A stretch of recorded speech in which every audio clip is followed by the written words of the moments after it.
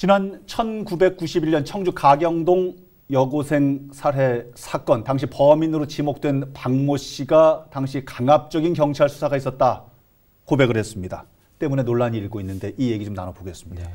이춘재가 내가 저지른 사건이다 이래가지고 이게 좀 논란이 좀 되고 있는 건데요. 네. 91년도 청주 가경동 여고생 살해 사건, 네. 어떤 사건입니까? 네, 그 당시 1월 27일 날 예. 그 가경동 택지 조성 공사장 거기 그 콘크리트 그 관이 있지 않습니까? 예. 1m 정도 직경 1m 되는 그 관 안에 예. 이 여고생이었던 박모 양 피해자인데요. 예. 예. 살해된 채 발견됐습니다. 당시 17살. 예. 그 당시 방적 공장에 다니는 직원이었다고 하는데요. 그 살해 현장을 보게 되면 입에 이제 속옷이 물려져 있었고 손과 양손과 양발이 뒤로 이렇게 묶여져 있는 상태였다고 하는데요.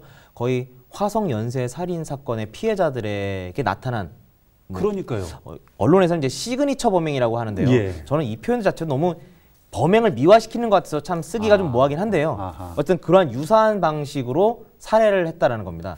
그렇다면 당시에 지금 박모 씨를 범인으로 몰았던 거잖아요, 경찰이. 맞습니다. 그러니까 이 박모 씨가 화성 연쇄 살인 사건도 저지른 혹시 그런 범인으로 생각을 했던 것은 아닐까요? 그 정도는 아니었던 것 같고요. 그 당시 수사기관에서는 그 한 3개월 정도 조사를 하다가 탐문 조사를 하다가 예.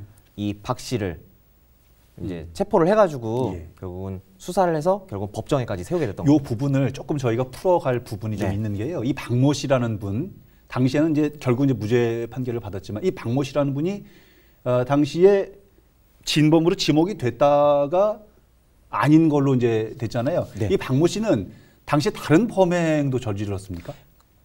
네. 그 박 씨는 그 당시 절도 범행을 예. 했었던 상황이었고요. 예. 근데 그 부분은 맞다고 하더라고요.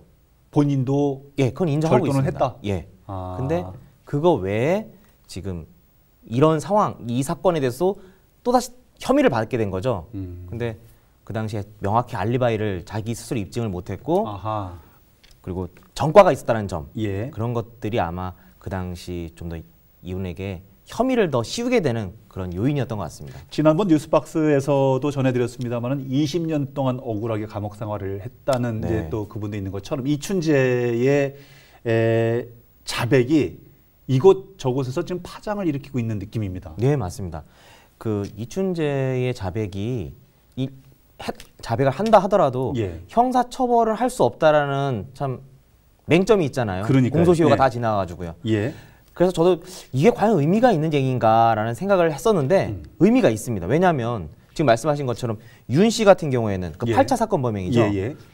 그 이 자백이 만약 이 사실로 밝혀진다고 하게 되면 네.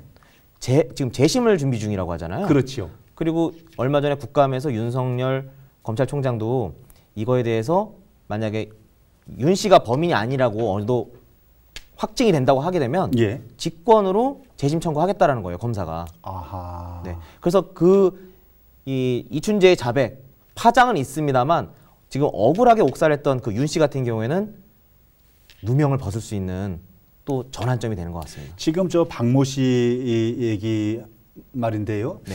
이분 같은 경우는 당시에 강하게 부인을 했다고 하더라고요. 그런데도 네. 체포가 됐어요. 예, 맞습니다. 이유가 뭡니까? 방금 전에 말씀드렸던 이분의 전과 예. 그다음에 그 범행일 당시에 명확한 알리바이. 나 그때 현장에 없었다라는 거를 대지 못했다라는 점 때문에 체포가 됐는데요.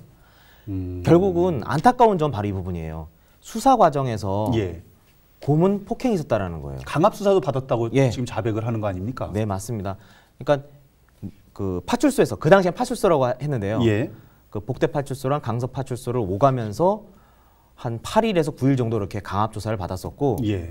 그리고 잠도 재우지 않았었다라고 얘기를 하고 있어요. 위치와 장소 이런 것도 굉장히 정확하게 네. 기억을 하고 있더라고요. 맞습니다. 그리고 그 수사 막바지에 가서는 그 수사관들이 예. 먹다 남은 짬뽕 국물 있잖아요. 아하. 그거를 얼굴에다 부었다라는 거예요. 그러니까 지금 박모 씨는 거꾸로 이렇게 매달린 상황에서 얼굴에다 그걸 부었다라는 겁니다. 그래서 세상에. 이분이 그 당시에 어떻게 생각하느냐면 이러다 죽겠다. 잘못하면 죽겠다. 예, 그래서 허위로라도 자백을 해야겠다. 맞습니다. 그런 생각이 들게 했다. 예, 그래서 결국 수사 과정에서는 내가 한 거 맞습니다라고 얘기를 한 거예요. 그래서 결국은 그 진술을 토대로 해서 법정에 세워진 거죠. 1991년도 저희도 지냈던 세월입니다만 네. 그 세월에 이런 일들이 있었다는 게 상상이 잘 안 가는데요. 저도 그렇습니다. 이해가 잘 되지 않습니다. 교도소에 이제 물론 이제 그것은 절도죄로 아마 수감이 됐던 모양인데요. 네. 교도소 수감 중에서 가혹행위를 당했다라는 그 주장도 하던데 네. 그건 무슨 얘기입니까?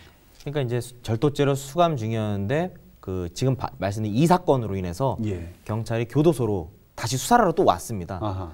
근데 거기서 이제 이춘재 씨가 예. 범행을 부인을 했던 것 같아요. 그러자 이 경찰관이 그 교도관한테 저 사람 그냥 말씀드리면 예. 싸가지가 없으니까 좀 수갑을 계속 채워놔라. 경찰 개인적 생각이잖아요. 수사 그렇죠. 과정에서 느꼈던 개인적 생각. 맞습니다. 우리나라에선 무죄 추정의 원칙, 즉 유죄 판결 확정 전까지는 무죄 추정이 돼야 되거든요. 예. 더군다나 수사관은 수사를 하는 사람이란 말이에요. 그렇죠. 공무원이잖아요. 예. 근데 그거를 자신과 전혀 이 지위 체계가 다른 교도관한테 어떻게 해라, 가혹행위를 해라, 수갑을 채워놔라 이렇게 말하시면 안 되는 거죠. 2년 동안 수감 생활을 하면서 수갑을 계속 차고 있었다고 생활을 하더라고요. 했다고 네. 하더라고요. 거의 이걸 못 벗었고요. 밥을 드실 때도 이걸 찬 상태를 썼고 목욕할 때 일주일에 한 번 정도 목욕을 30분 정도 하는데 예. 그때 잠깐 이걸 풀었다고 합니다. 국가 공무원이 국민을 상대로 인권을 유린한 사례입니다. 네. 야, 있을 수 없는 일인데 결국 이 박 씨는 무죄 판결을 받았다고요? 네. 그나마 다행이었어요. 예. 1심에서 무죄 판결이 나왔는데요. 법원에서는 이 박 씨가 이 사건 범행을 했다고 볼 만한 증거가 없다.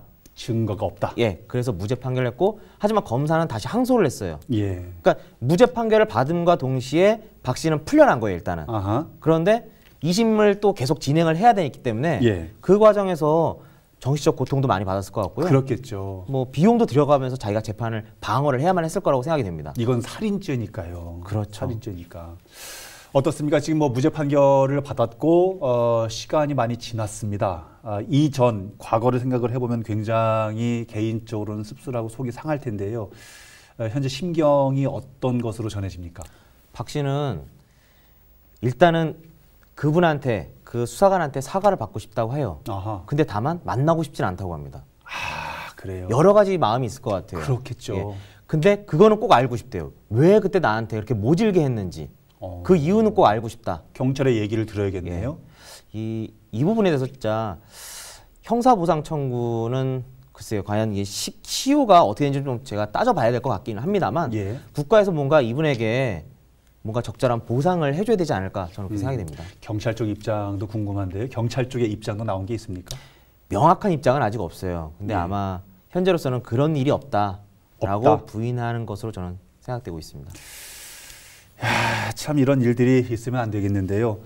경찰이 뭔가 좀 범죄 사실을 찾기 위해서 실체적 진실로 다가가기 위해서 여러 가지 역할 이런 것들 중요하다고 생각이 듭니다만은 그러나 그 과정에서 반드시 정의와 공정은 수반돼야겠다. 억울한 일은 있어서는 안 되겠다 이런 생각이 듭니다.